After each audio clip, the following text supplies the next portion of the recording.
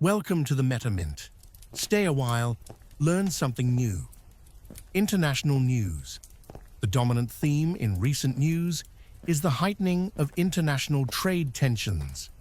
Markets are currently bracing as the government proposes aggressive tariffs on European Union imports, with specific friction points emerging over Greenland and other territorial interests. These US-EU trade war narratives have introduced a layer of volatility that is reflected across global indices. In the US, the search for a new Fed chair has taken a dramatic turn this week with a criminal probe targeting Jerome Powell.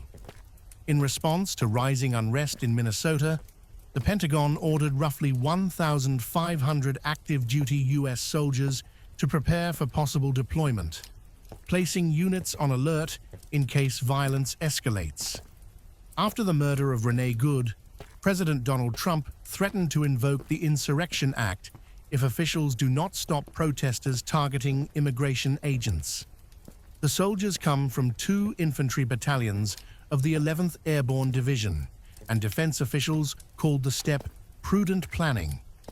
Donald Trump announced a 10% import tax starting in February on goods from Denmark, Norway, Sweden, France, Germany, the United Kingdom, the Netherlands, and Finland over opposition to American control of Greenland.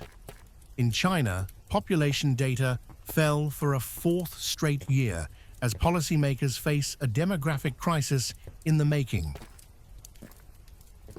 Last week, Beijing tightened export controls to Japan, concentrating global supply and reminding the world that they mine and refine a significant percentage of rare earth materials.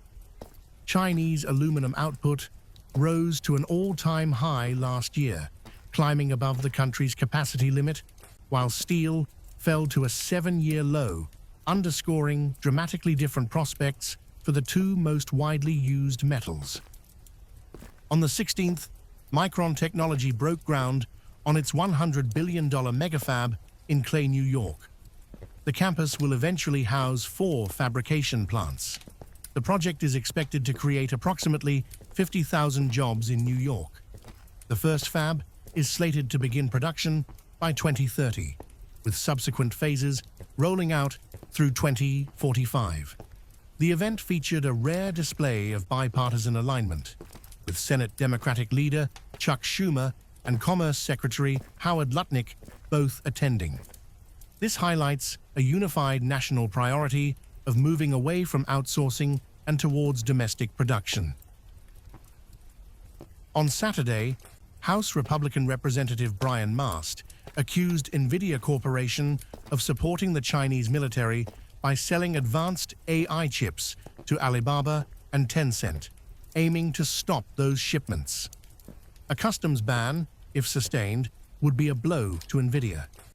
The company has heavily lobbied Washington and Beijing to allow sales of its H200 chips, an older generation of AI processors. Chinese customs officials on Tuesday summoned logistics companies in Shenzhen to tell them they could not submit customs clearance applications for H200 chips.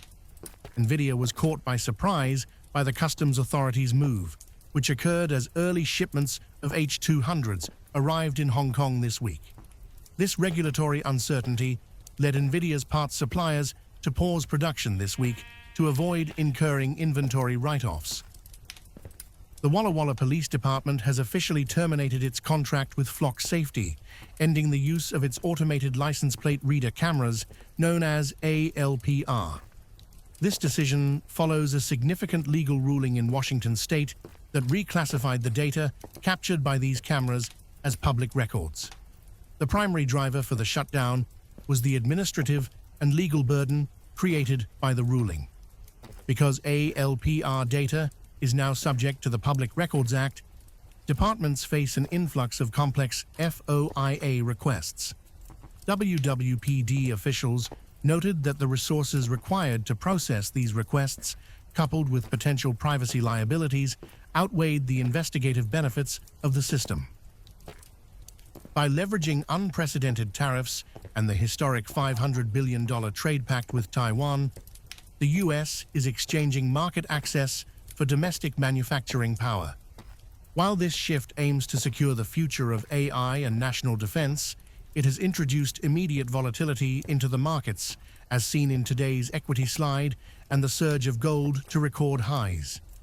Investors and policymakers alike are now watching to see if this transition from global dependency to reciprocal domestic production can stabilize an increasingly fractured global economy. That's the briefing for today. Source links in the description below.